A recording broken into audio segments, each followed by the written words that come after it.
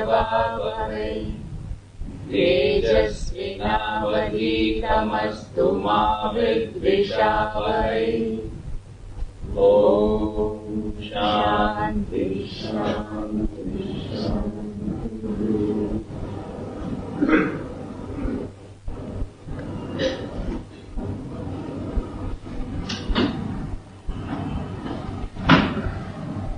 On this auspicious day of Ganesh Chaturthi, let us all invoke the blessings of Lord Ganesha, the Supreme Brahman, the Lord of success, for the prosperity and well-being of one and all. Let us also salute the Guru Parampara, the galaxy of sages and saints who have kept this knowledge alive for us from time immemorial. We really know not when this parampara started, but the tradition goes as far as one can conceive and beyond that also. The proof is that you go to Bhagavad Gita, Lord Krishna gives lots of valuable advice, and he says all this have come from the rishis, the Upanishads. He never arrogates anything to himself. Then you go to Upanishads where the masters say, Iti Shushruma Purvesham. Iti Shushruma Purvesham means our forefathers have told this to us, our masters have told this to us. So there is absolutely no arrogation. It is not mere humility, but it's a matter of fact. It's a matter of fact that this has been passed on from generation to generation without distortion. So our salutation is there for the entire parampara itself. And that is why on the Guru Purnima day, which is on sage Vedavyasa's birthday, we take it as a day that is dedicated to all the Gurus. So let us invoke the blessings of the entire Guru Parampara, without which, in fact, the whole functioning of the world is impossible. Now, Vedanta, as we all know, is a science of the eternal. When we say science, it is exactly like science that it cannot be arrogated to any one personality or few personalities. Just as we say science is a contribution of galaxy of scientists, right from, again, there is no fixation of time there. Galileo and Newton and Archimedes and Cavendish, there are any number of scientists, and it will continue also because they keep on unearthing laws after laws. Exactly like that, Vedanta is a science. It deals with where, let us say, the science ends. Rather, physics ends at a point and metaphysics starts at a point. This is exactly an internal science vis-a-vis all other sciences which deal with the external world. Therefore, it is not proper to attribute anything or give more weightage to any personality at all. Yet, today we will try to fathom the depth of one great personality called Swami Rama Tirtha, a towering personality among all the self-realized sages of the whole universe. Now, before we venture into that, we have to only understand one thing, that most of us, I would say most of us in India also and abroad, do not know about Swami Rama Tirtha in general. Let us say as well we know about other great saints.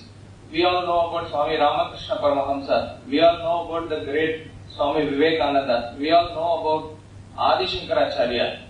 There are again galaxy of sages and saints whom we know, but as you see here, it is from 1873 to 1906, a short span of life which he lived. Nobody knows. Now, what could be the reason? The reason is only one, that he came like a flash of lightning. He came as a flash of lightning. Just as you don't capture lightning, we did not capture Swami Rama Tirtha. And yet you will find that few people who are attuned to the very highest, they were able to capture him. Swami Ramana Maharishi knew about Swami Rama Tirtha. In English it is said that you need one Milton to understand another Milton. exactly like that. One Rama is required to understand another Rama. So Swami Rama Tirtha called himself only Rama. So you require a caliber of Rama to understand Rama. He was like a flash of lightning which illumines the darkness and gives all the power of the electricity, and it disappears immediately. He was exactly like that. It is not a law, but as a general rule you can take that the best of the things are never known. All of us know about the cars like Mercedes-Benz and BMW, but it is said they are not the costliest cars or the most stylish cars. The rest of the cars you have to make special orders and procure them. It's in France or Sweden somewhere. Now, people who are attuned at that level, they will know about that car and they will procure and own that car and enjoy that car. Similarly, all of us know about Rolex watches and many of us believe that is the best, but a watch called Patek Philippe which has the office in Switzerland only, they don't advertise. These greatest of things never advertise themselves. It is only available for certain subtle personalities who can attune at that level. That applies to everything. It applies to your wristwatch, it applies to your car, it applies to even the great personalities. This you can say as a rule. Therefore, Swami Rama Tirtha was one such towering personality who was not known. The best of the things are never known. And as I said, those who attune to that level, they will know. And thus Swami Rama Tirtha was known to few at that point of time. Now, what we will do today is like a person standing on the shore of an ocean, trying to fathom the depth of the ocean.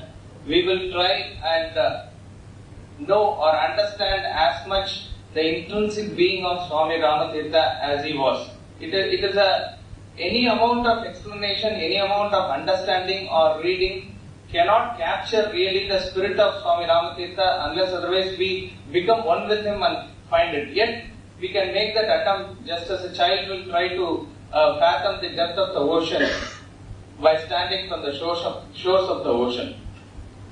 As far as the life history of Swami Rama Tirtha is concerned, it is quite easy because in terms of our time, he lived a very short span of life, just 33 years. So life history is very easy to cover. He was born in a place called Murariwala. It's in the district of Gujranwala in Punjab, near, which is now in Pakistan, on 22nd October 1873. So if at all we have one reason to visit Pakistan, it is to see this village where he was born. It is now in Pakistan. Into a very poor Brahmin family. He was called Gosai Tirtha Ram. He lost his mother a few days after his birth. And his childhood life is of extreme inspiration. He went through extreme hardship in childhood. Now this developed a perseverance in him and a conviction in him, as though he was having that adamantine will, which he will say later, which was required for a person to realize the self. To that extent, that will was necessary, and the glimpses of which he showed throughout his childhood.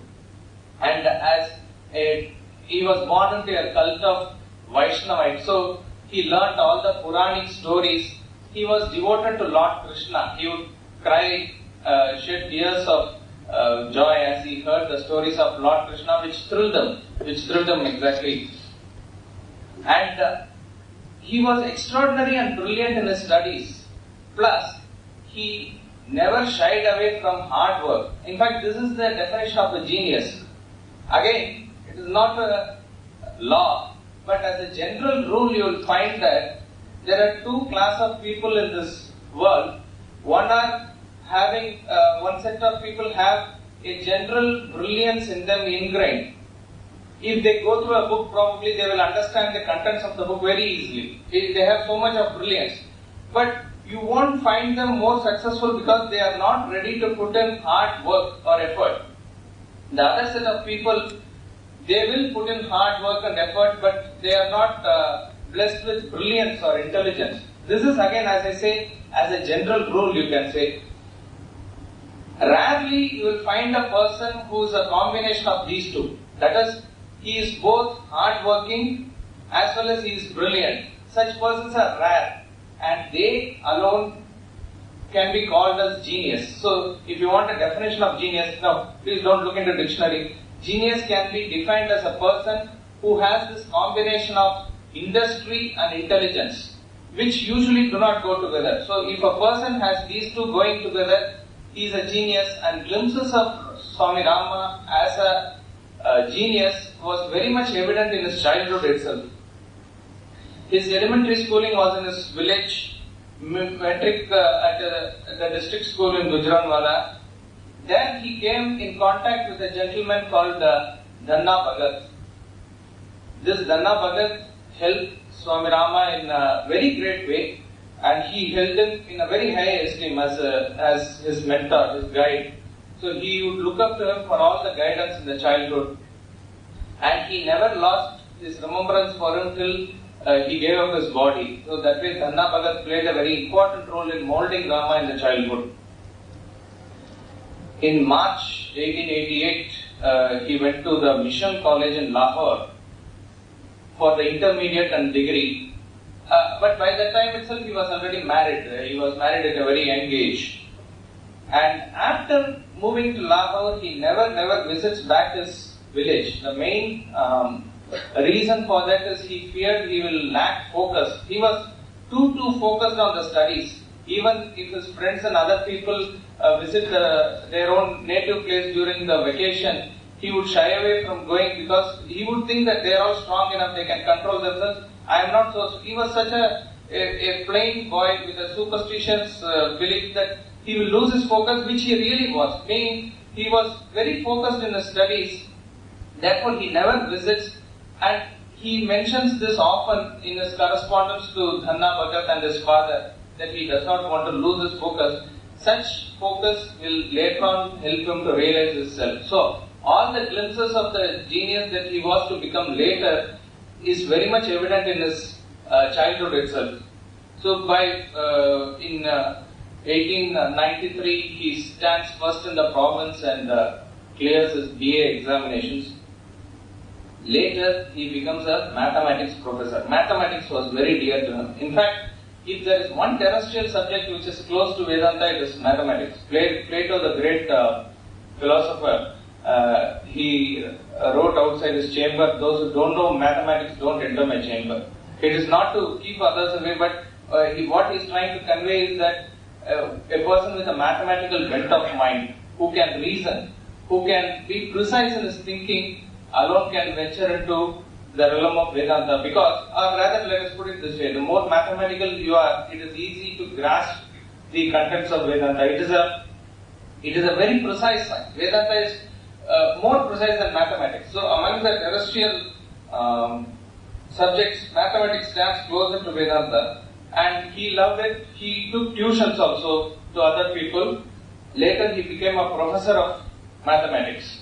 In fact, he released a paper when he was studying itself as to how to approach mathematics. That I would say that all the students should read, because he very clear-cut says what time you should study, what time, what should be your food habits, and many people divorce physical activities away from studies, but you have to take regular exercises and keep your mind and body fresh before you venture into studies also. People think that only outdoor games like cricket or volleyball need physical exercises, but it is as important for a game like chess also. And this you will understand only when you play and understand the chess, maintaining your personality. Vishwanathan Anand says the same thing in his interviews. So he gives a lot of points, and he gives advice to teachers also as to how to impart the knowledge to the students. Therefore, it is a very complete, comprehensive paper which he releases as to how to approach mathematics, which is one of the dreaded subjects in the schools. Many students fear to take up mathematics mostly because it is put in a very terrified form by the teacher themselves. So most of the fault lies with the teacher. So he addresses both the issues. It was very dear to his heart. Mathematics was very dear to his heart. Later on, when he takes up sannyasa, a farewell poem he writes, and he says, "Farewell, O mathematics, farewell, O mathematics." It was so dear to him that, like you say Tata bye bye to your family, he says goodbye to mathematics. It was so dear to him.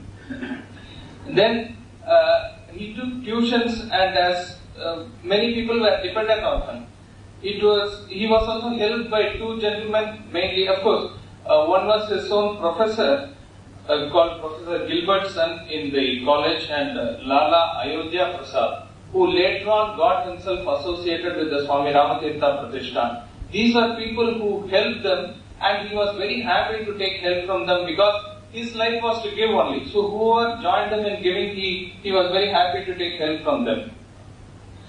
At this point of time, that is, let us say from 1988 in Lahore till 1888 to 1896-97, when he was in constant correspondence with Dhanna Bhagat and his father through the letters, we see his philosophical bent of mind.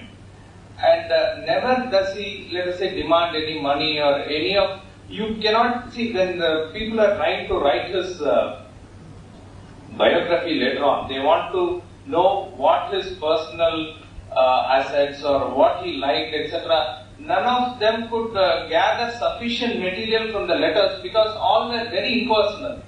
Even in his letters of correspondence, he would only relate how one should be in tune with God and all his philosophical bent of mind. Even if he related some incidents about him, he would say that I bought so many books, these were covered, and I helped, and my student passed the examination. That's a great satisfaction. He would talk about such unselfish action only. There was never anything written personal about himself. This was one of the traits of him. And in 1894, that was the time when Swami Vivekananda had finished his Parliament of Religions address at Chicago, and he had come back to India, and he was thrilling audiences everywhere. One such talk he gave at Lahore, and Swami Rama Tirtha was, of course, thrilled by that talk. He was inspired by the towering personality of Vivekananda himself. More importantly, Swami Vivekananda saw the potential of a great personality in Swami Rama Tirtha.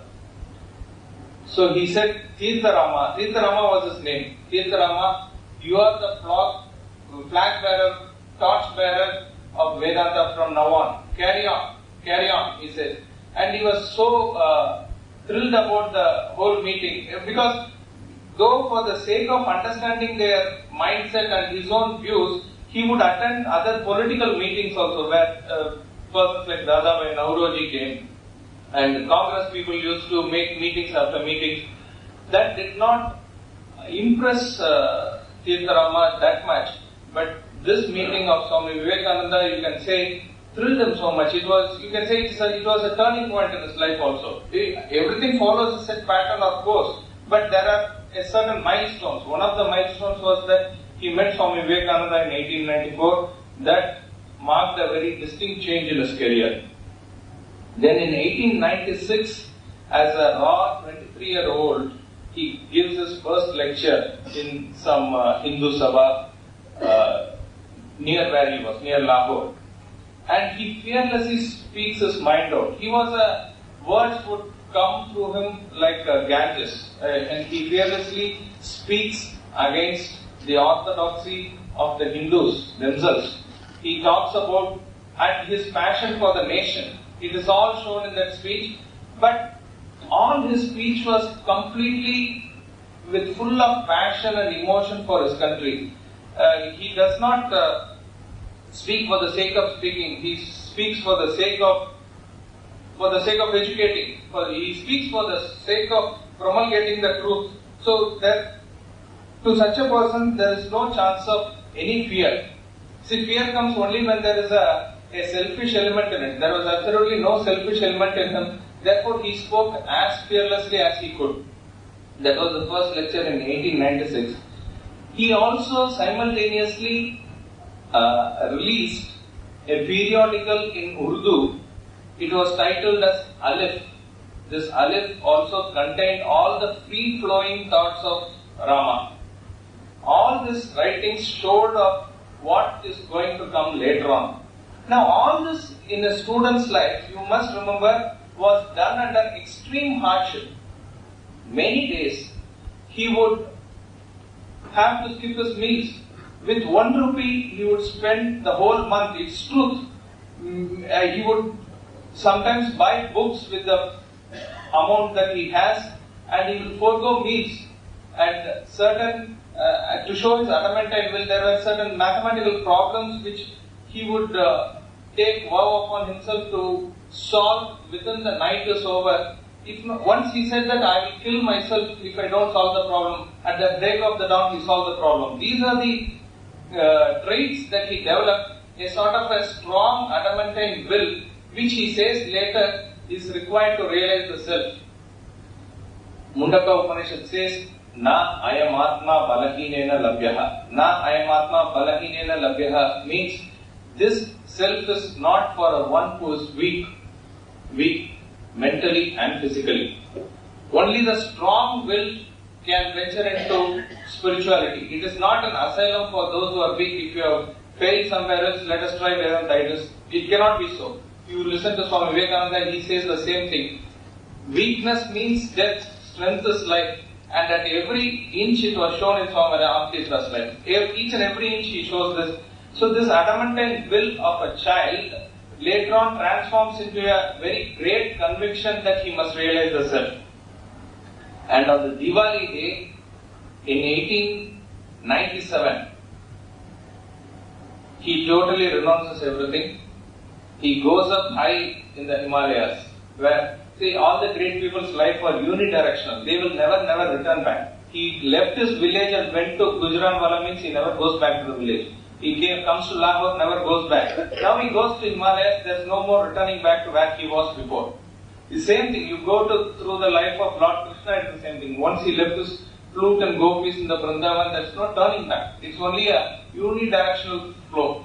Meaning, you have to live perception by perception. There is no lingering of any of these great sages, and this is very much evident in Swami Rama Tirtha's life. And more so, he was going towards more and more freedom. So nothing can bind him at any stage of life. Neither could his school friends, nor his parents, nor his wife, anything. And he had to be free. His spirit was such that his body had to follow the spirit. His body could not be confined to a small realm. It was just not possible. Many people, those who are ignorant, they make comments not about Swami Rama Tirtha in general, that certain real, I am talking about real sannyasis, because later on Swami Rama Tirtha himself condemns pseudo sannyasis. Real sannyasis, how can they leave their family and go? They have left their duties. It is not so. When the fruit is ripe, it has to fall down. It has to fall down for the good of the fruit and for the good of the tree. Because if it is going to stain the tree, it is going to spoil the whole thing. And the fruit is mature enough, hence only the mature fruit will fall, otherwise it cannot fall.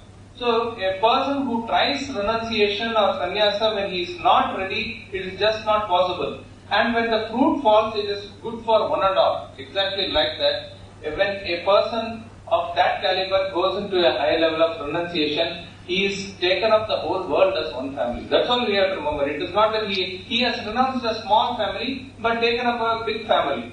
Like that, he renounced in 1897, writes his final letters to his father, and he says, I have not been doing anything for the last 20 days. It has been God who has been doing everything. And he says, we are two true Brahmanas, because his body was born into a Brahmin family. He says, we are true Brahmanas only if we set ourselves in the path of Brahman, which is the real derivation of the word Brahmana. Not merely one who wears the sacred thread and just because he has born to a Brahmin parents. And he says, let us do this.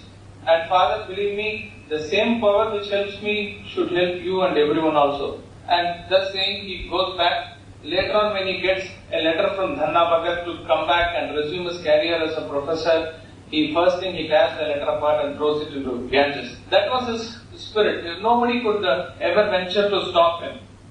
And then in the deep recesses of forests of Himalayas, he realizes his self. He was one with the self. He was the self. From that time onwards, he was a totally a free spirit. He was the self, nothing less of it.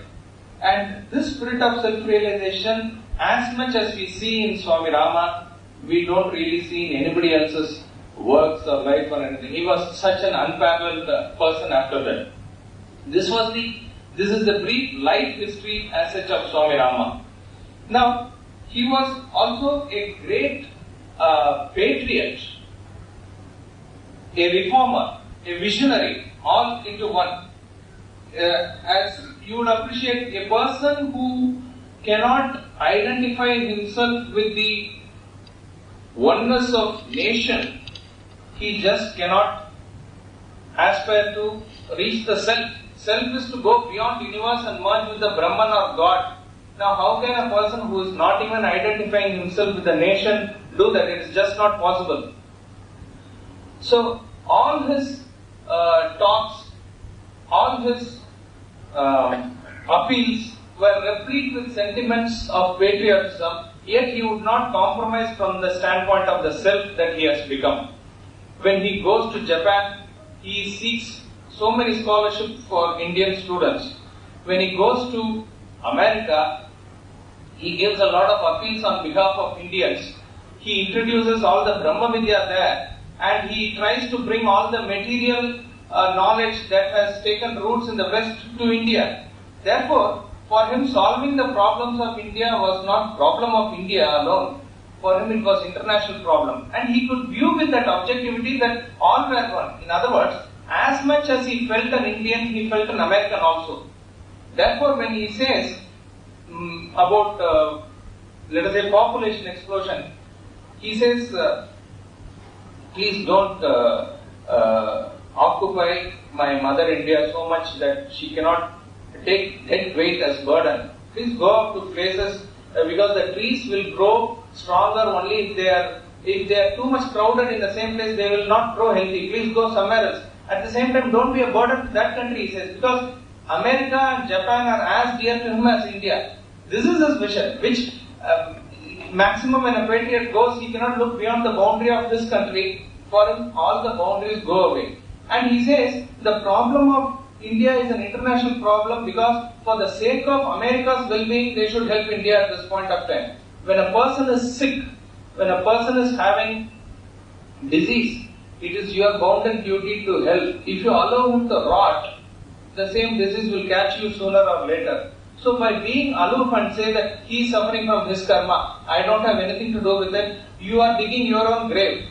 So he is cautioning the Americans lovingly that it is their bounden duty to help India at that point of time, because whatever be the reasons, they have fallen into the state of decadency, which he is going to explain later as to what is the cause. Therefore, he was a patriot to the core. Then there were some suggestions as to revive the old Havan worship, or what is called as the Yajna. It is called as the Yajna. And he was not against it, but he said, let us do it in a way which is applicable in this point of time. Let us not merely do the Havan worship for the sake of Havan worship. And he traces beautifully all the traditions as to how it started, what was the purpose behind it, and what is the spirit of Yajna that we must follow at this point of time. Let us say at the point of time when there was a lot of forest in India and the population was less, you needed to burn and give carbon dioxide back to the forest.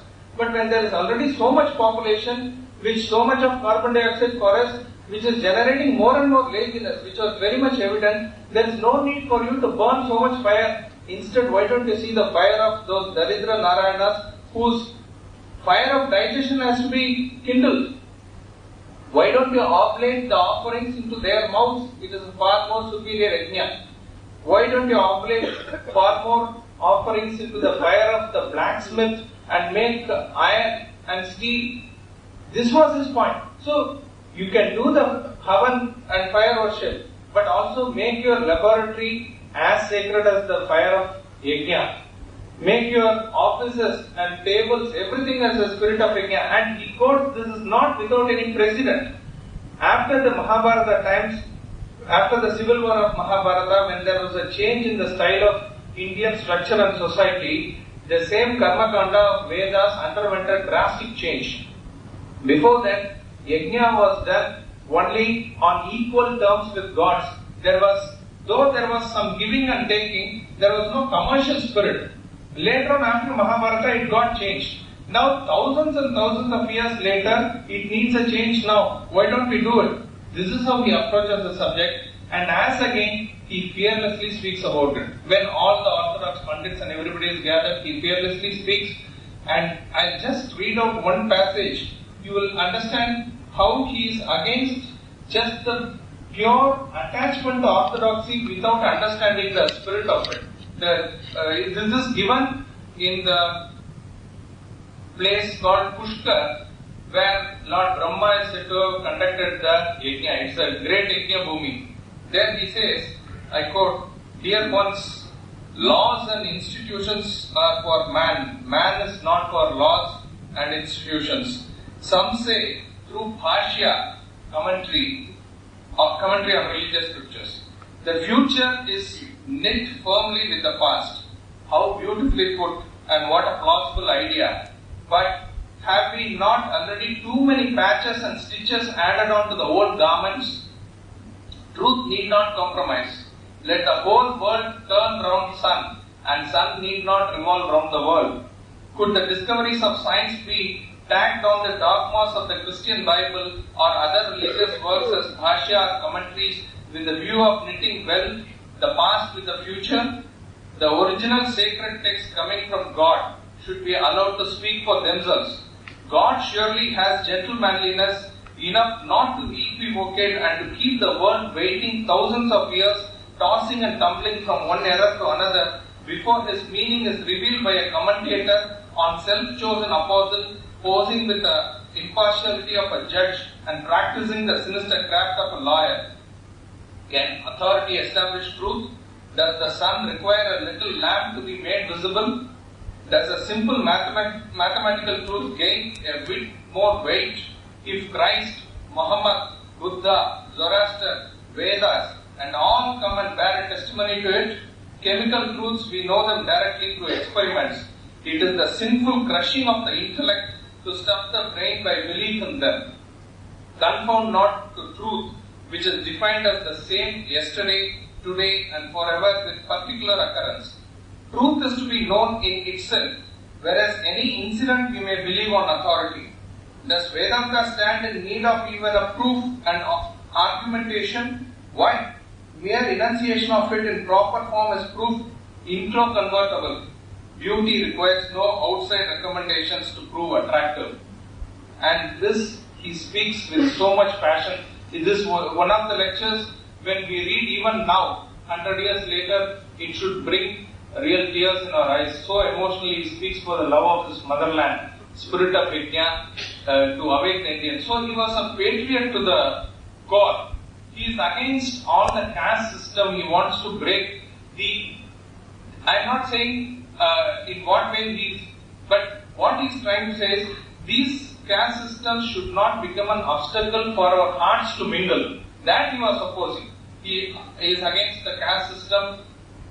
He counts up to, from the statistics, 52,000 sannyasis at that point of time who had taken up author robes, and he's saying they should sacrifice themselves as manus in the garden of India. Instead, more of them have become honorable beggars, and they have become a burden on the country. And again, this is not without precedent. Adi Shankaracharya, the greatest of all sannyasis, he says, who institutionalized sannyasa also, even his own time, there were people who took up to author robes for what?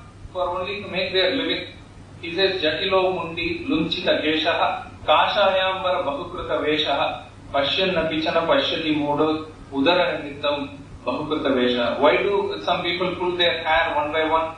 Some people shave their heads off, and they put on the kashaya, that means author robes. Why do they do all these things? They are doing it for the belly's sake. Pashyan napichana pashyati muda. They have a chance to see the truth, yet they are not seeing the truth. schools, he says, schools. So, it is the same thing that he condemns here. So, he says, all of us should become, therefore, what he calls for is a sannyasi with a Shudra spirit.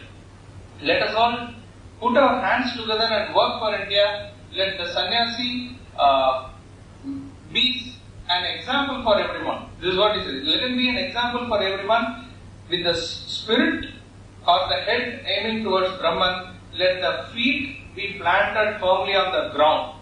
Let us do work together, he says. He is talking about, and he was very much interested in the upliftment of women. He said women and the Shudras, they form the very roots of the society.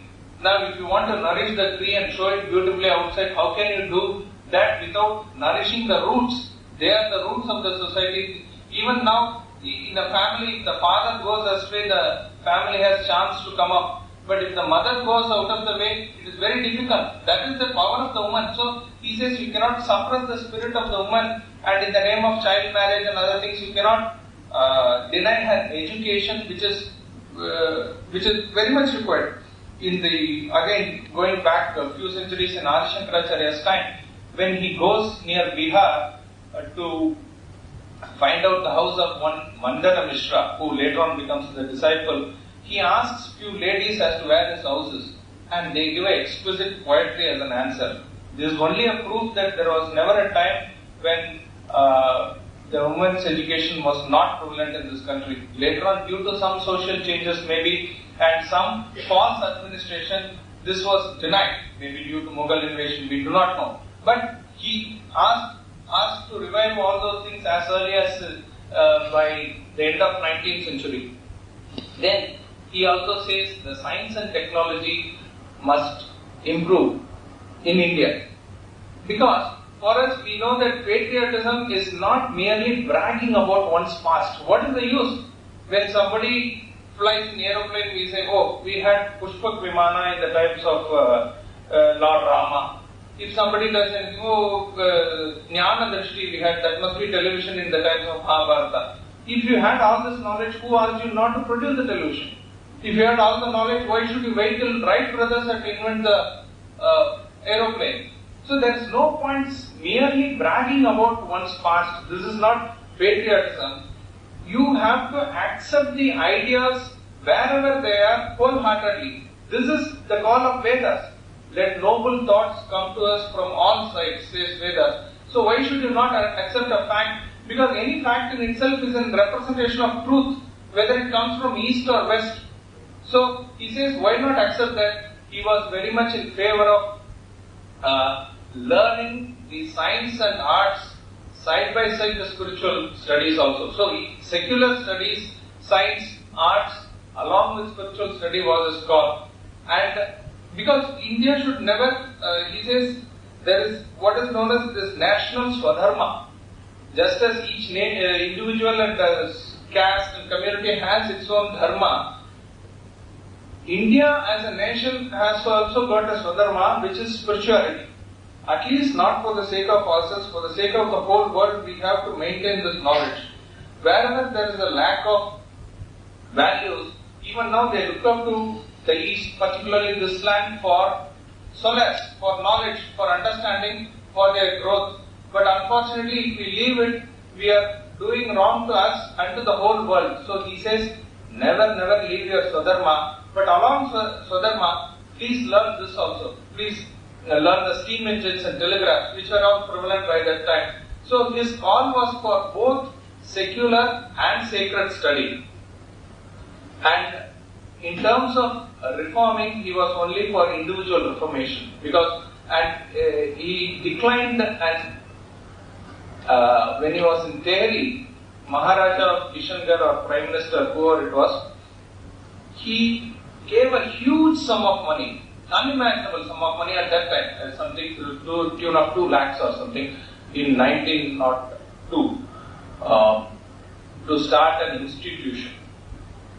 And Ram Tirtha declined it, saying, all institutes are my institutes.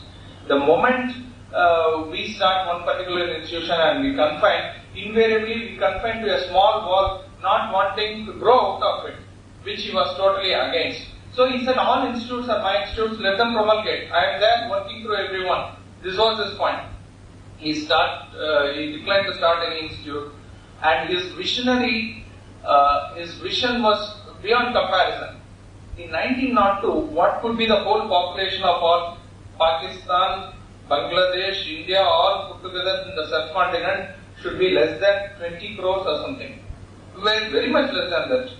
And it is nothing compared to what it is now. Yet he warns about population explosion at that point of time. You will compare this with even after independence, the first Prime Minister could not gather this thought. And we know how much a country can suffer by population explosion. We all know cow is a very meek and mild animal, very sacrificial, very gentle. But if there is going to be enough food only for 20 cows and you have 100 cows in your shed, even those gentle creatures will turn very wild. Because this is the law where you don't have enough to feed, and there's going to be strife and struggle. It will result in malnutrition, hosts of other problems. This he was able to see as early as in 1902, where there was no clue for any other person. Meaning, the whole idea, as per the Manusmriti of any average Indian, is to make as much children as possible, produce as many children as possible, because what? You will gain Swarga. This is their concept. He says, you may or may not get Swarga later. Why are you making a hell here now? Why do you want to make a hell here now and wait for Swarga later on? So what he was talking on very, very practical terms, for which he quotes even Yoga Vasishta, which according to him was the greatest book where nobody can escape self-realization when you read Yoga Vasishta, where Sage Vasishta is advising Rama. He says, you will be a king, and the primary duty of a king is to check the population of his country. We can be proud of what our forefathers taught. We don't know how many thousands of years back.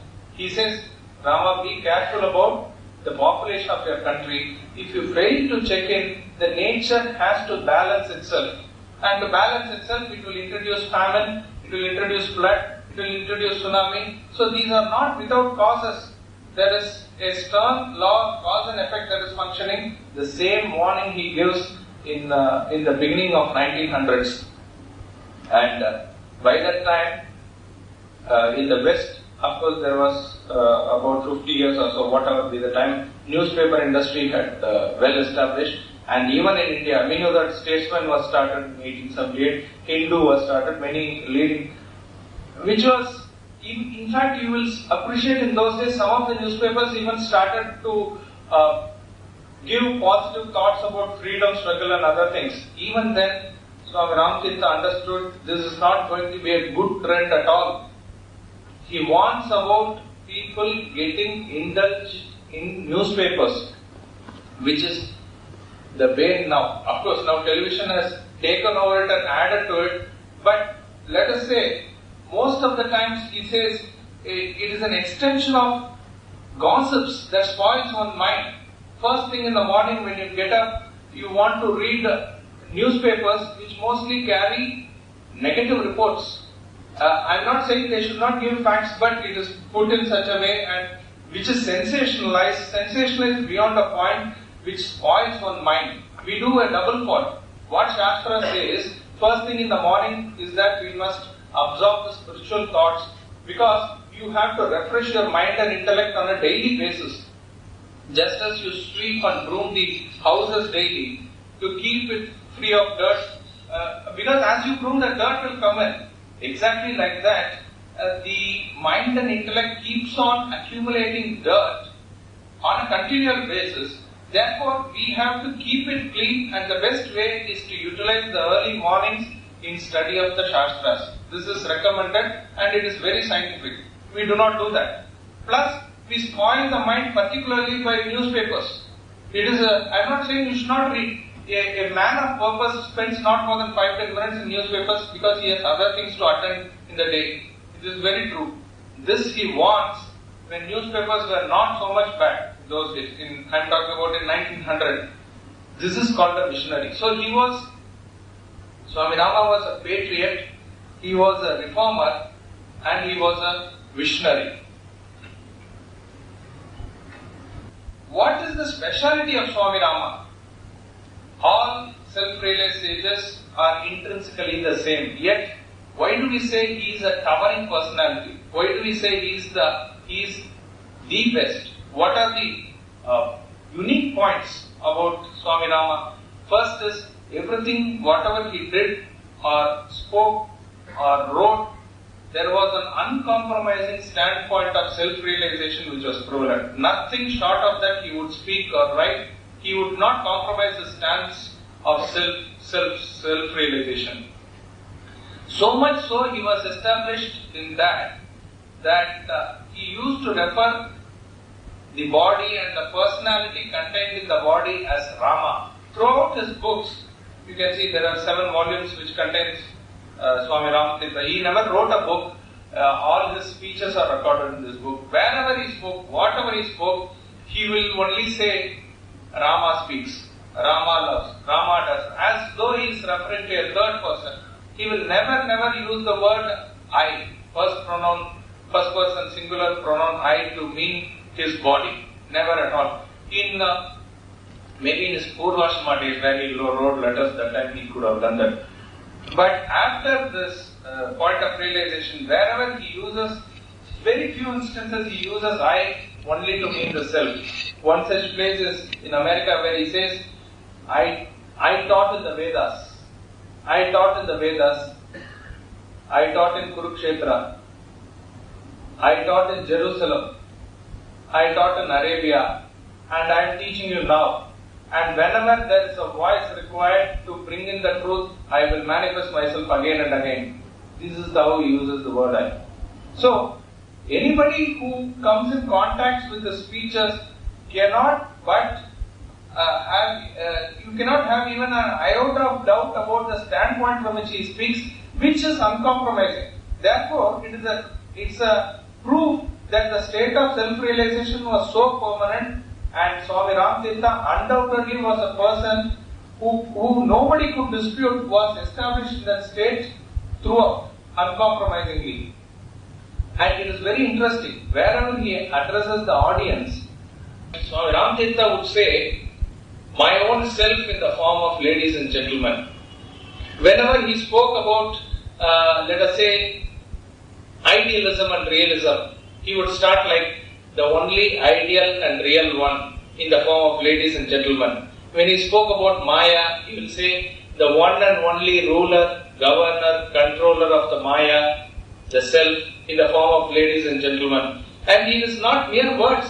What he felt inside, he spoke. When he talks about infinite, he say, one infinite self, all of you, in the form of ladies and gentlemen. And once he was lecturing on a Christmas Eve, and he said, every night is a Christmas night, and every day is a New Year's Day. And there was a thunderous applause. And he was very, he would genuinely call himself as Emperor Rama. In fact, once it happened that when he was coming back from America in Port Said near Egypt, he was supposed to board a ship.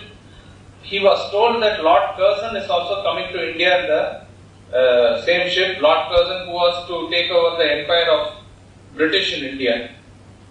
He says, and he did not also travel in that ship. He said, there cannot be 2 emperors in the same ship. I'll take the next. And he took the next. He never compromised, and he genuinely felt so. When somebody asks, are you a prophet or an apostle? He says, both are below my dignity. I am God. I am God. And he never compromised. This is why I say he came as a lightning and nobody understood him. Because you need to be somewhere near him to understand. Otherwise, just as the Shastras say, a self-realized person is like a madman, unmatavat. You will, because he belongs to a different realm, we cannot relate with him. We put him in a different thing. And all the great people were not understood in their own times because people in general could not relate with them. And this is the stance he took. He says, if you call me a prophet, you are asking me to speak below my dignity. I am God, he says. And this is the stance that he always took. And sometimes during his talk also, he goes to a completely different realm altogether. As he is lecturing, he will close his eyes and tears will fall from his ears and he will go to a different realm, lost in the God consciousness for minutes together. And then when he regains, he will continue from where he left. Nobody could understand what he is up to or where he is going. But he will generally go into that mood. It is out of his control because he belongs to that realm. It is like a waker addressing the speaker. That's why at the end of the talk, when I am going to suggest this book, I strongly recommend that only people who are used to Vedanta must read this, because it takes us to a different realm altogether, which is very evident in each and every letter of this book. He goes into a different realm altogether. And each and every concept was again explained from the standpoint of self only. Like immortality of the self. Why does everybody think that he is going to live forever? We never think of death. Why? Because your Atma is immortal. Everybody thinks he is pure. Everybody thinks he is above all sins. Even when a sinner goes to the church and confesses to the Father there, he comes out and you call him a sinner, he will fight with you. Because in the heart of heart, he thinks he is pure. Why? Because your Atma is pure. Why is that the body never moves? Even if you want to do something, there is an inherent laziness in the body. Because he says, this inherits the quality of Atma which does not move. Atma is all pervading. So each and every concept, not only this, he talks about socialism, he talks about hypnotism. There is no subject that he has not touched, but everything he explains only from the standpoint of self, never compromising, never takes one step below that. And he really felt one with the universe. That is very important. He would consider himself the Virat Purusha. No, he would not consider. He was a Virat Purusha. And he writes poetry that my eyes are the sun and the moon. My prana is the Vayu. The rivers and oceans are the blood. And the hair that grows on my body is the vegetation. Like that, he literally felt one with the entire universe, one with all the religions. He was you can say a true Muslim. He was a true Christian. He was a true Hindu. He felt one with all the religions. He felt one with all the nations, including India. He felt one with all the universe, all the religions, all the nations. Not only that, he felt one with each and every aspect of the nature. Each and every animal and plant he would consider himself. When he was lying on a hammock, somebody gave him, when he was in Shasta Springs in USA, he immediately ties it between two trees and he is relaxing. And then when he goes somewhere and comes back, he writes, he used to write something for himself to letters. He says, when I am away, this robin is looking with jealousy. Why is this Rama more free than me? Robin is a bird. He says, but can this bird be more jealous of Rama? It cannot be. Because the bird and me are one. You can be jealous or you can have only one emotion. If you consider somebody different than you, there was no difference. So he felt one with each and every bird, insect and animal. And truly speaking, he spent a lot of months in Himalayan caves where nobody would dare to go. All alone, he spent many months together. He was only in the company of wild animals. And he would say fearlessly, look into the eyes of the animals and they will go away. If tiger or anything confronts you, look into the animal, they are afraid of you. Why are you afraid? He was so one with all the nature and all the people. There was absolutely no way that you will see all these traits in any other person as much as you see in him. But I again emphasize, any self-realization intrinsically is one and the same. But there are some in whom the glow is much more larger. It is a flash. Gat gat mera saiya, suna gat nahi koi, balihari wa gatiki, jagat paragat koi says kabe. There are some who shine, in whom the Lord expresses himself as the highest. It is not that others are less privileged or anything. That's why we say intrinsically all are one and the same. Yet some are very bright, and undoubtedly Swami Rama was one with them. And another speciality in Rama is that he appreciates the finer or the subtle points of each and every being, the great beings, the great authors, the great people of the world, be it Adi Shankaracharya, Jesus Christ, Prophet Muhammad, the great Buddha, Zoroaster, and Western philosophers, because he was not introduced to orthodox Hindu teachings and Vedas in his early childhood, because he studied in English school also. He was inclined towards more Western philosophy. He learnt Berkeley, Plato, Kant, Schopenhauer, you name any person. Everybody was in his fingertips. Now, he would appreciate their finer and subtler points because he only knows where their speciality is. As I said, one Milton can only understand another Milton. He was able to intrinsically understand each and every person. When Shelley writes a poem about the loss of the great poet Keats, he writes a poem called Adonis. So, Shelley understands the loss of Keats to the whole English literary world. None of us may understand as deep as Shelley because they are of the same frequency. Maybe we will stand in 1 minute silence, that's all we know. But he weeps for Adonis. That is so you in fact, to understand whether Tendulkar is a great batsman or Lara is a great batsman, you must know the finer points of cricket. Now, Swami Rama Tirtha was able to do that with each and every person, not only in spiritual realm, as I quoted now, but even in Isaac Newton, Euclid. He points out where certain things of Newton will not stand to time later on, which is all later proved. So even in science or maths or in spirituality for that matter, he appreciates the finer points, which is the best of that personality. Having done that, he also points out their shortcomings. He says, why did Adi Shankaracharya hide his light behind the bushel? What was a matter of fact for him? Why should he hide behind and quote the scriptures often? That was not required at all. And he's talking about the Islamic invasion, outspoken to the Muslims. He is speaking because Muslims come and seek knowledge from him. It is not that he is going on spreading all these things. And he is outspoken. He says, I tell this because I love you all. I am in heart of heart Muslim also.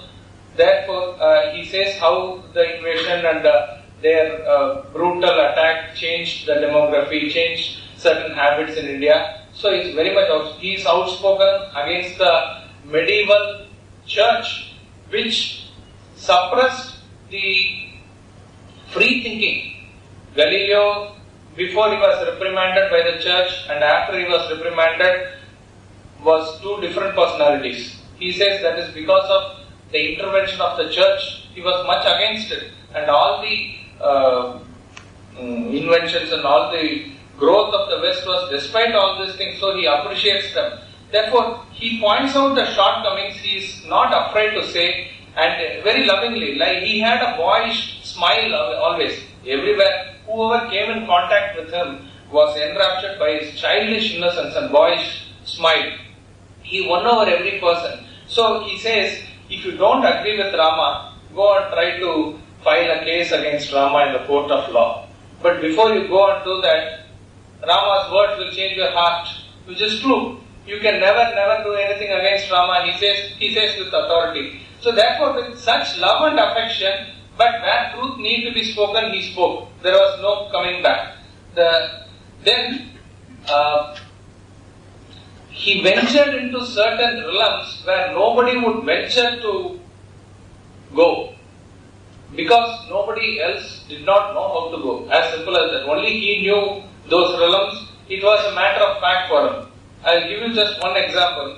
If there are any Muslims here or those who know Quran, they will know that the start of the Quran is that there are 3 letters, which is in Arabic Alif, Lam and Mim. In English, when translated, it is A-L-M. When the elite Muslims of Lucknow come and say Avaz to him and start the conversation, he starts his conversation by chanting Om, Om, he says. Then the Muslims, they are not offended, but they are asking Swamiji, when we say Avaz, why don't you reply with the same Islamic confrontation? Why do you say Om? He says, I I am saying Om because your Quran says this. What? They are confounded. How do you say Quran says Om? He says, how does your Quran start? They say A-L-M. What is A-L-M? We don't know. It's kept as secret. You ask them. You ask any Muslim, it is genuinely kept as a secret. That's what they believe. Throughout the world it is believed to be kept as a secret. Even the explanation of Quran starts from the next verse only. You can see the authentic version of Quran released by the Mosque of Saudi Arabia. And then he says, A-L-M is only Om because in Sanskrit we say A plus U plus M. And how does he prove? He proves by only bringing in Arabic grammar. He says in Arabic grammar, if there is a consonant which is preceded by a vowel and which is succeeded by a consonant, L is a consonant which is preceded by A and which is succeeded by M, then the sound of L becomes O.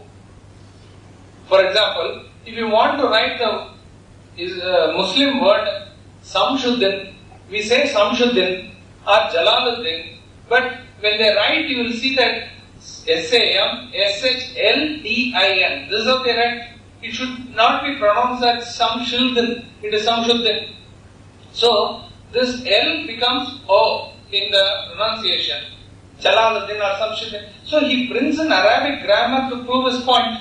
And this was a matter of fact for him. Now, we must be thrilled at this because now it becomes easy for him. But the point is, how did he know? He knew it. It was a matter of fact for him. And next thing is about Virgin Mary. What is the immaculate conception of Christ? Which I will not say now, you will have to read it to find it. Only the great Ram Tirtha can explain all these things. Which was a matter of fact for him. This is the point. Everything he knew. There was no question of trying to derive at anything. It just came through him. It just came through him. And he also points out how he was very much not for the theoretical enunciation of Vedanta, he was very much for the practical Vedanta. That means you have to live Vedanta. There is no point, all of India we know Vedanta, we talk Vedanta, but we never practice it. And he says the success of the West, even material success of the West, is because one Christian asks, you are coming and telling us Vedanta, etc. Don't you see how the development has taken place only in the world of church? And you Indians, you are not even taking care of yourself materially. How dare you come and teach us? Very lovingly he says, sit down. All your prosperity is not because of church. That's when he quotes all the medieval, all the thinkers who were reprimanded by the church. All the developments have taken place in spite of church, not because of church. In spite of church, you have progress. And it is the spirit of practical Vedanta that has led to revival of the great America, the great Japan. He says, I don't want to lecture to Japanese people because they are already living it. They are happy. They are hardworking. This is practical Vedanta. And why has India fallen down? Not because of Vedanta.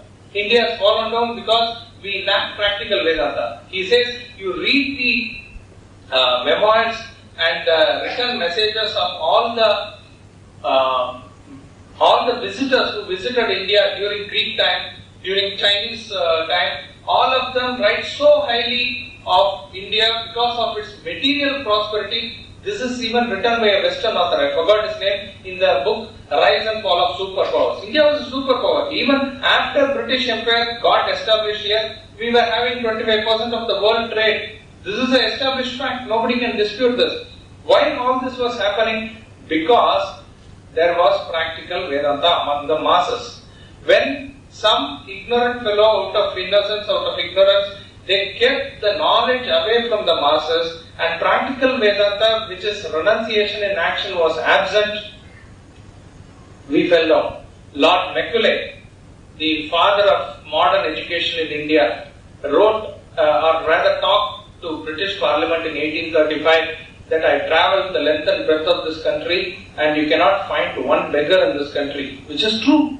You cannot find one beggar in this country. If we want to make India, if we want to make Britain a truly dominating nation over India, we have to break the backbone of India, which is Vedanta, which is practical Vedanta. So they made it a point to make us believe that whatever we practice is below our dignity, it is something very uncivilized, and then whatever English, whatever is imported from the West is something very good. This is the recorded statements of even the Westerners. So he quotes right from the days of Pahin and Greek till the latest, and he says, this is the lack of practical Vedanta which has caused the downfall. So in each and everything, he puts the intrinsic cause in it. So he says, wherever there is practical Vedanta, whether it be India or abroad, there will be shine. Where there is lack of practical Vedanta, you will have to blame yourself. There is no other remedy for it. It is something like this. He gives an example that there is sunlight shining in your house, and you say, now this is my sunlight. I want to have it only for myself. What do? To confine the sunlight only to yourself, you draw all the curtains. Now, how ignorant an idea is that sun will not wait, sun will go on. Wherever there is an opening, it will venture and bless that house. Exactly like that, God is not respecter of any personalities. Wherever there is values, wherever there is any opening for Him to shine, He will shine, whether it is India or Egypt or America or Persia or Japan or Australia, wherever it is. He is no respecter of personalities. Now you wanted to confine and withhold and kept the knowledge to yourself, you will suffer later. Therefore he says, at different points of time, whenever there is a rise and fall of an empire, you can see that at that point of time, all the philosophical, spiritual traditions would be of high order in that country.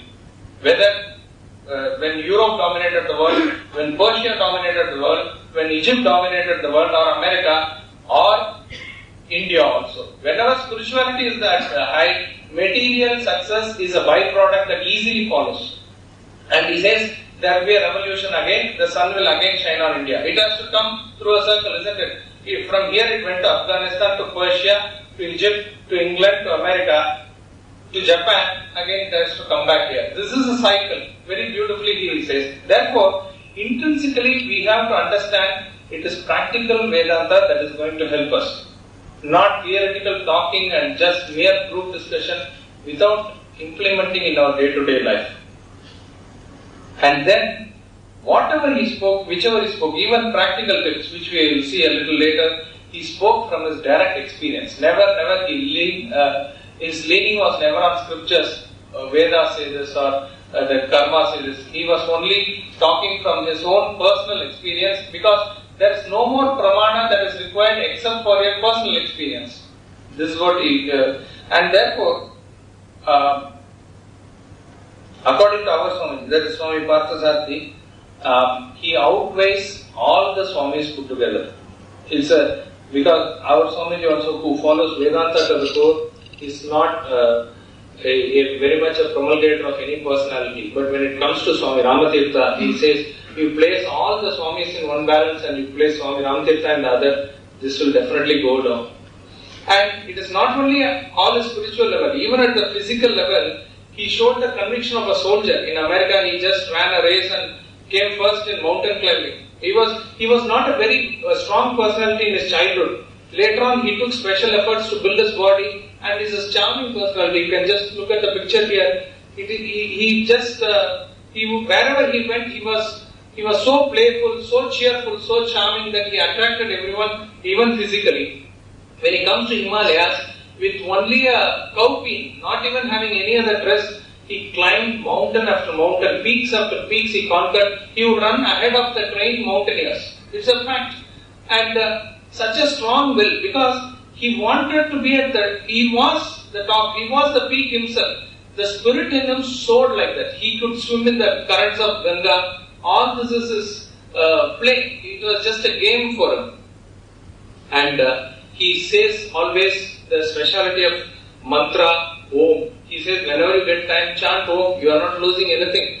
And he says even a mute, a person who is dumb, he produces the sound of Om. He says. The child, when it can't say anything, it says Om. A sick man, why does he, when you are too sick, too tired, you cannot say anything, what sound comes out of you is Om. Your breath is He says it's so-ham. So-ham means that I am. Saha I am. He am I. So he infuses as though in a practical way everything. And so he says, Om is something that Hindus took up and used. It is not a Hindu mantra. Please understand, Om is a natural symbol of God. As he said, if you blow the conch, which is very much prevalent in Bengal, what sound comes out of it is Om. So it is a very natural sound. And you can take it up and use it just as Hindus did. You can do it for your own good. Not only that, all other religions also use this in some form or other. The Muslims say Ameen. The Christians say Amen. All these are modifications of Om.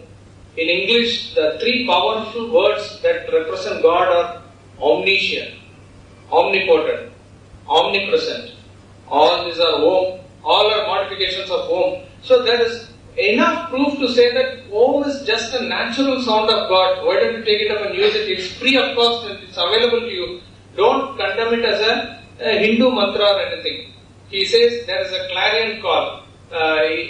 Clarion call is like a newspaper advertisement he gives. Wanted. What is wanted? Reformers. Not of others, but of themselves. Who have won not university distinctions, but victory over the local self. Age, the youth of divine joy.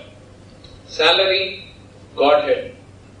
Apply sharp, with no begging solicitations, but commanding decision to the director of the universe, your own self. This is his clarion call. And he gives this in every of the lectures. Since we don't have much time, I will touch upon very few concepts which he explained in his own beautiful way. There is no comparison really. Because all the terse concepts of Vedanta people run away from this country because it is seen as a very abstract subject. But he made it so simple, taking up examples from practical mathematics and chemistry and the things around us, that he made it so simple. It is unbelievably simple that he made that it, with little bit of application, all the concepts become clear, and such a theoretical enunciation is required because only a strong theory later on converts into practical action. So all his concepts were so easy like that.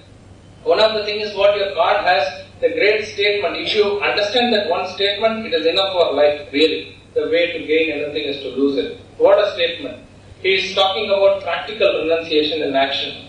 It is true at all the levels it can be proved that in terms of acquisition, let us assume, if you are wanting to even acquire a material object, you keep on thinking about it. That means you keep on desiring, you keep on craving. That means it is directly hampering your action. See, what brings the desired object is the action. It is the action that brings success in any form. That is the cause and effect. By thinking more and more about the result of the action, you are not concentrating on the action properly. Therefore, only when you drop that, you will get this. The way to gain anything is to lose it. In terms of enjoyment, you will have to have the detachment. Like when you see a horror movie, you are away from it, therefore you are enjoying it. You are eating a chocolate only when you detach from it and not get involved and crush it in 1 minute. Then only you enjoy the object. Relationship. Any relationship where there is attachment, it is going to be a disaster. This he makes it very clear in his American lecture. He says, don't listen listlessly. To the audience he says, don't listen listlessly. Let this knowledge sink deep into your heart, because this is an irrefragable law. A law means you cannot change it, I cannot change it. Let it sink deep into your hearts that any man who attaches himself with any object or being is bound to suffer. He is bound to suffer. Stronger the attachment, greater the suffering. It could be an inanimate object, it could be a being, it could be any relationship, father, mother, guru, wife, anything for that matter. And the point is, why is this happening? Because when you are attached, you are binding yourself with another object which is having a free movement. Everything is independent in this world, having its own movement. Earth has its own movement, moon has its own movement. You cannot tie earth and moon and make a best friendship out of them. Because Earth's movement is different, Moon's movement is different, Jupiter's movement is different. All are harmoniously working because they maintain a distance. This is the law of attachment and detachment. This we are able to see physically outside, but we are not able to see it mentally inside. That's why we need explanations from Swami Rama Tirtha on this. And the more you tie or bond with your let it be your son, and the Brihadaranyaka Upanishad says, it is the Atma that is going to detach you from everything. Unnecessarily, if you keep a reality in the world and get attached to it, you are going to suffer for it. You will be duped by the same thing. A person who thinks his sun is real and gets attached to the sun, he will be cheated by the sun. A person who thinks the wife is real and gets attached to the wife will be duped by that wife. So therefore, what is the practical advice here? You have to see everything as a representation of the self. Nothing short of it. And that is more easier, then you will have a harmonious relationship of universal love. There is no preferential attachment here. Therefore, the way to gain anything is to lose it.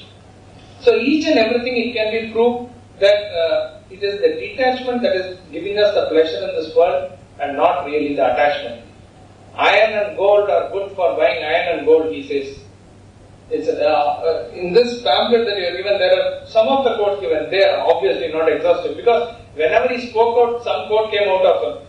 When shall I be free? An American asked. When that I ceases to be.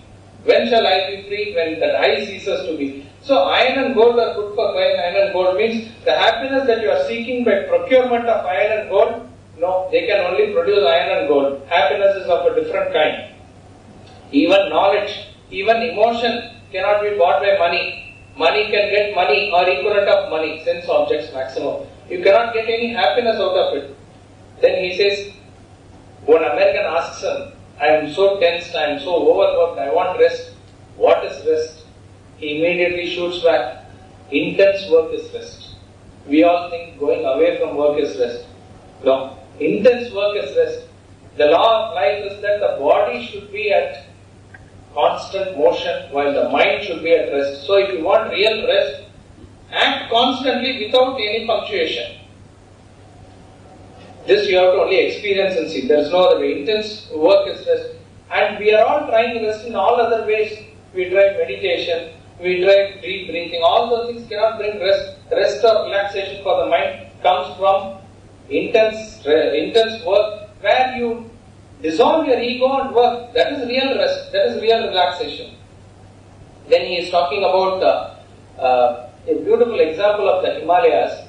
He sees the glaciers. He sees the glaciers that are there. Because most of his times it's in the Himalayas. After his trip from America and Japan and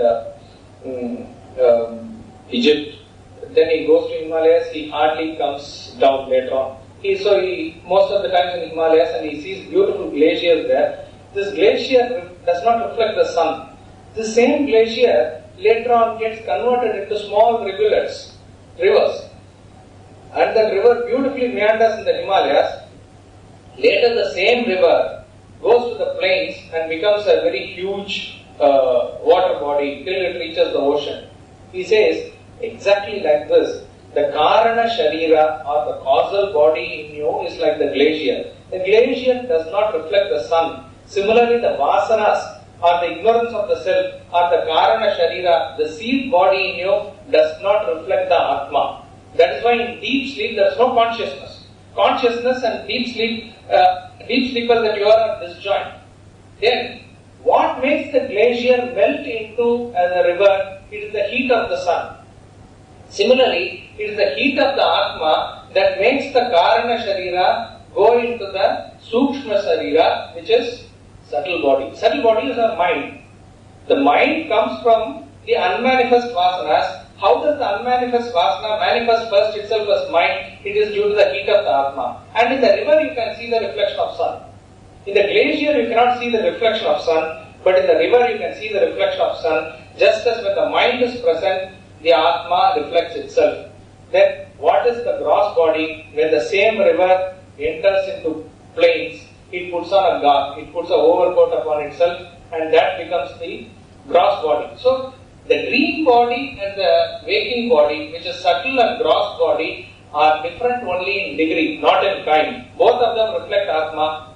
When the mind puts on another coat, that's what Gita says, this body is another garment. It is a cloth that the subtle body wears. And that it wears, it becomes a gross body. In such simple terms, he explains very terse concepts. Because this is the concept of the Upanishad, nothing short of it. And this he explains with a very simple example of the glaciers, the rivulets, and the river and the plains. Then, one of the unique examples that he brings about is in America, where he talks about the life after self-realization. We all know that all of us are different because our vasanas are different, our desires are different. Self-realization is a state where all the desires are vanished. You have practically nothing with respect to your desires. At that point of time, all of them must be same. Yet apparently we see lot of differences. Isn't it? You see Swami Rama Tirtha in extreme silence. He will not even talk a word. You see Ramakrishna Paramahamsa, he talks to a few who come to him. Then you see Rama Tirtha himself electrifying his lectures all over the world. Why are there Saint Jagaraja, he sang and sang and sang. Why are there so many different manifestations when essentially all have reached the same point? Yes, intrinsically they are the same. But how do you explain the so different behavior at the external level? He says, there is a pulley. And on the pulley you pass a fine thread. And on the thread, in one side you place 10 kilograms of weight. In another, you keep 10 kilograms of weight, but as 4 and 6, 2 blocks of 4 and 6. You remove 4 now. When you remove 4, there is an imbalance. This imbalance causes the pulley to move downwards on the left side, because 10 will pull it down. Now, after 1 second, you add this weight back. When you add this weight back, the weights are balanced now. The layman thinks that it will come to rest. But science says it will not come to rest. Because after 1 second, the pulley would have gained a velocity of 8 feet per second. That 8 feet per second will continue. It will continue to move in the same direction, but there will be no further acceleration. It is a very tough concept. Please, there's no time, that's why I'm rushing through. After the point of balancing, there will not be any further addition to the originally acquired speed of 8 feet per second. But that same 8 feet per second will continue, and this will continue to come down. If you place the weight after 2 seconds, the speed will be 16. If you place the weight after 3 seconds, the speed will be 24. After 24, there will be no acceleration, but the 24 will be maintained. Now, you translate this into practical life.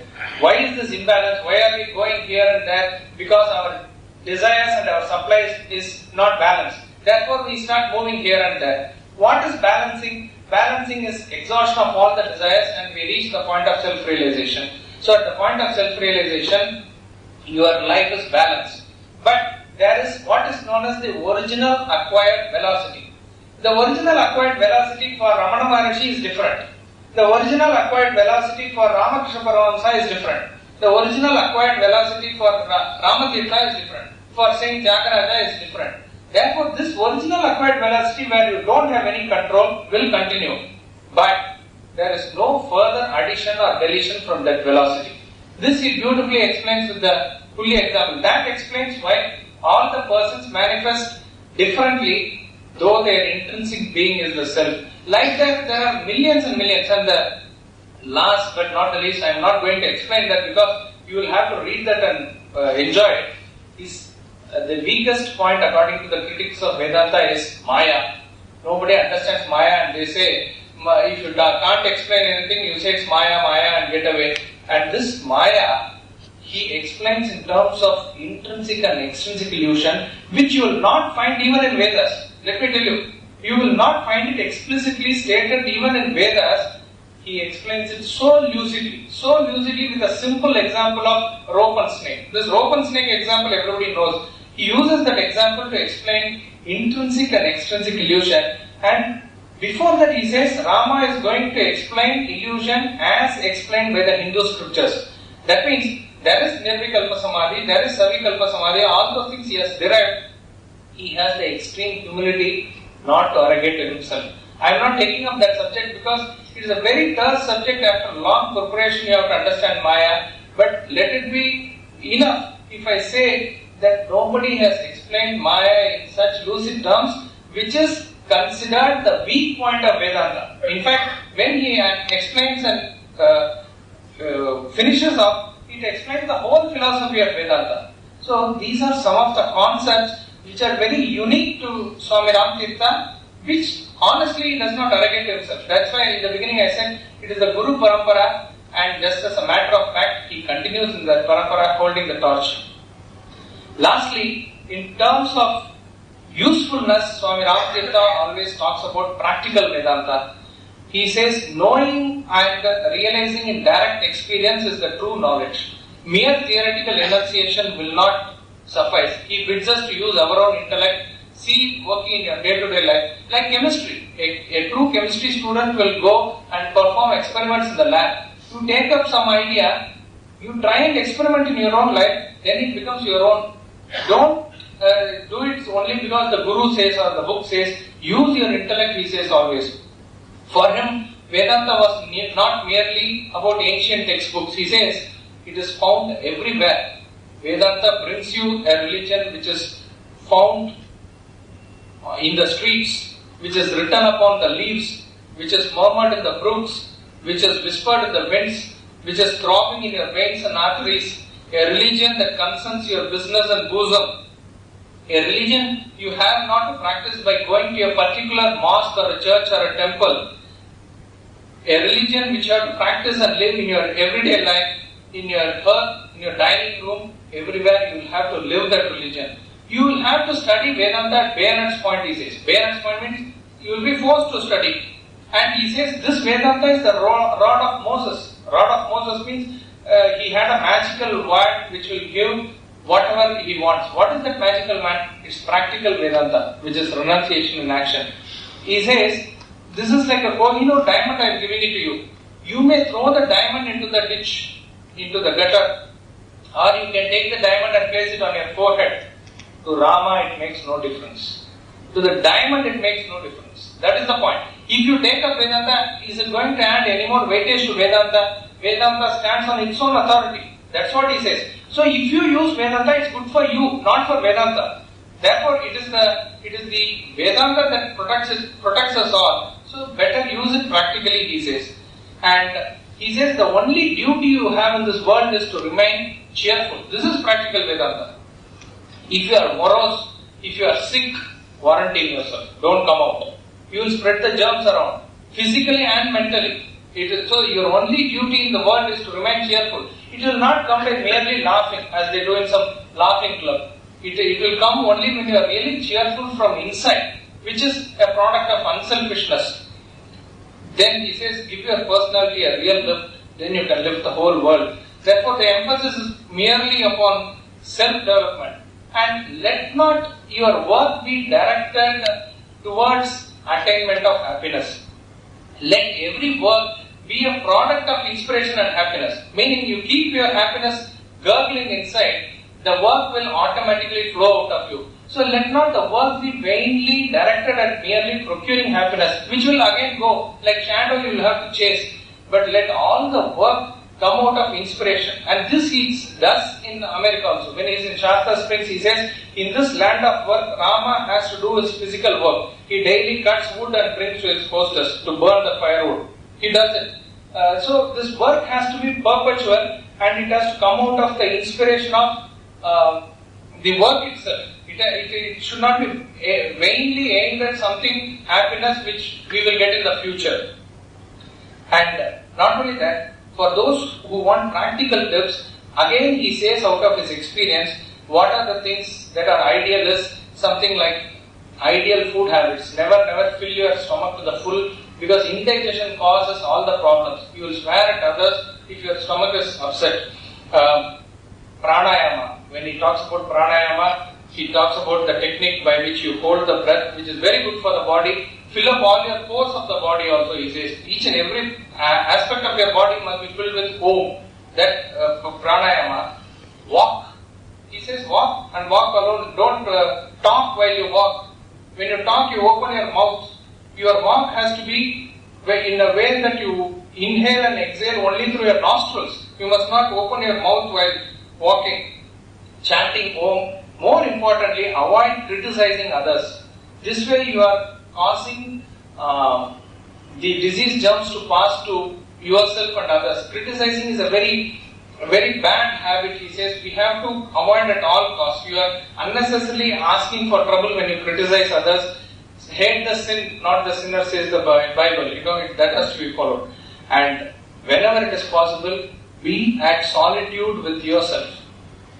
You may say it's not practical in Kolkata, or it's not practical. It's not so. At least try to be in solitude in the early hours of the morning. Don't leave the tenderness of the morning.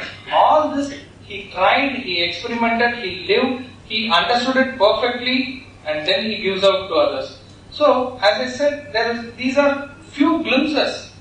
As a personality, again I have to remind you, Vedanta is allegiance to no personalities. We are not here to make us a strong follower of Rama Tirtha, which he himself will not want to. Otherwise he would have started an institution.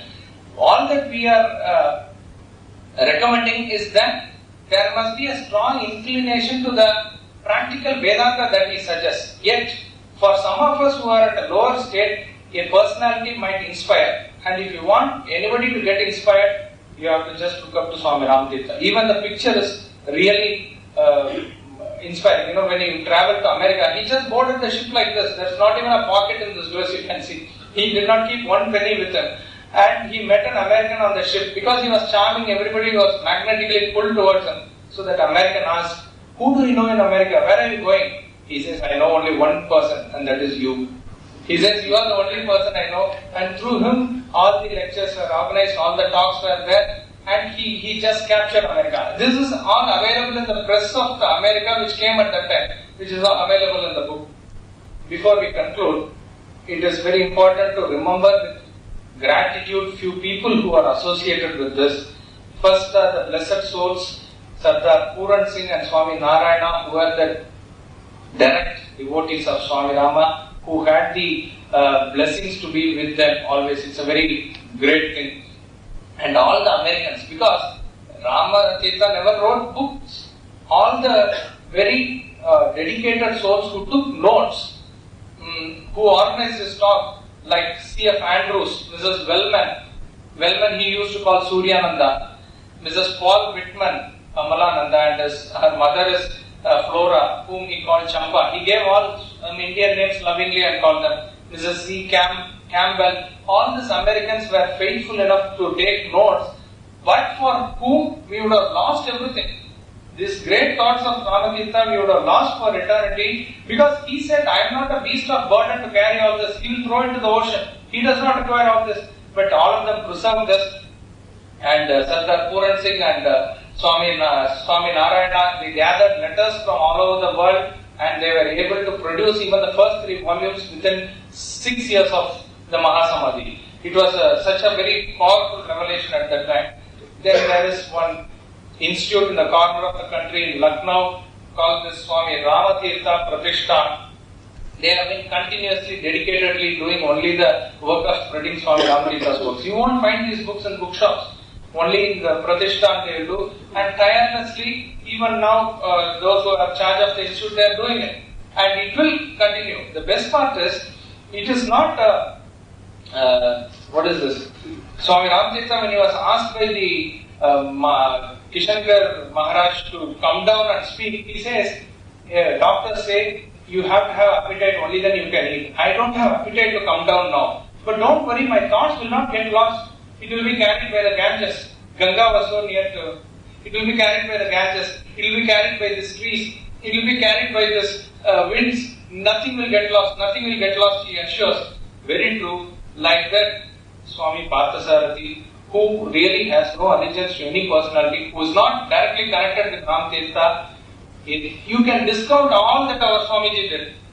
But the very fact that he has brought Swami Rama Tirtha to surface, in each and every private talk or public discourse, never does he forget to mention Swami Rama Tirtha. So if at all few people in India and abroad know of Swami Rama Tirtha, one of the main architects is Swami Parthasarathy. Our gratitude is due to Swami Parthasarathy. And this book Vedanta treatise which he often recommends, and he openly says nothing of the book is mine, because of course it contains Vedanta and Upanishads and Gita, but the essence of Swami Rama Tirtha is captured in this book, and it is a written book. That is why he openly recommends strongly that we all go through the study of the Vedanta treatise. And lastly, gratitude to Swami Rama himself. It is possible, it is not possible. It is really possible only if we discover the Rama within ourselves. So, I conclude with only the last and final aspect of Swami Rama's life, which we call as death. But can really Rama die? Impossible. He was immortal self, he can never die. Death cannot capture him. Before he took bath in the Beling Ganga, in Urdu,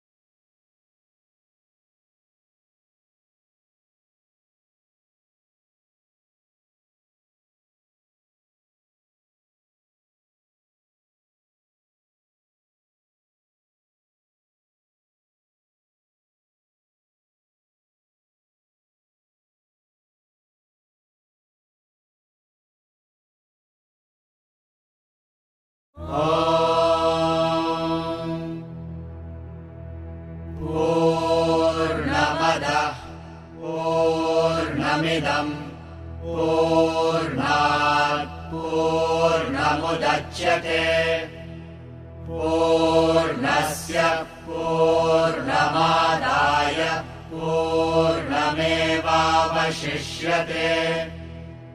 Om Shanti Shanti Shanti